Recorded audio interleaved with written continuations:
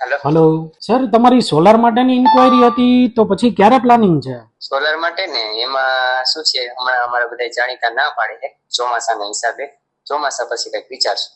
બરોબર, ભલે ભલે, કાંઈ વાંધો નહીં, તો કેવડાવજો સર. ચોક્કસ ચોક્કસ. દિનેશભાઈ, બોલો બોલો. ઓલું સોલારનું કોટેશન મોકલાવ્યું હતું બોસ, પછી શું ફાઇનલ થયું એમાં? હા, કોટેશન જોયું, વ્યવસ્થિત છે, પણ હમણાં શું ચોમાસું ચાલે છે તો રહેવા દો. બરોબર, સોલાર કઈ કામ નહીં આપે, શું ખોટા ખર્ચા કરવા કારણ વગરના. ઠીક છે, સારું, તો પછી કેવડાવજો. ઓકે ઓકે, ના કેવડાવીશ.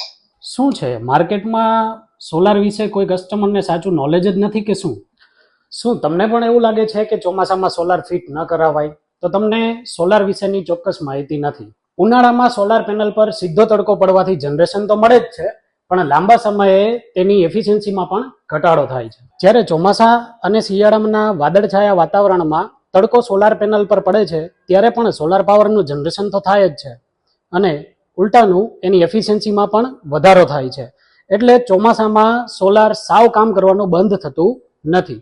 ઉલટાનો ચોમાસામાં સોલાર કરાવવાનો લાભ એ છે કે ડોક્યુમેન્ટેશન વર્ક અને ઇન્સ્ટોલેશન વર્ક છે ખૂબ જ ઝડપથી થાય છે, જેથી કરીને આવનારી ઉનાળાની સિઝનનો તમે પૂરેપૂરો ફાયદો ઉઠાવી શકો છો. તો મિત્રો, સિઝનની ચિંતા છોડો અને લાઇટ બિલમાંથી છુટકારો મેળવવા માટે અને તમારા ઘરના પરફેક્ટ સોલાર ઇન્સ્ટોલેશન માટે પેરોલ સોલારનો આજે જ સંપર્ક કરો. નીચે આપેલા નંબર ઉપર મેસેજ કરો સોલાર, અને આવી જ સોલાર વિશેની સાચી અને પરફેક્ટ માહિતી મેળવવા માટે અમારા પેજને ફોલો કરો.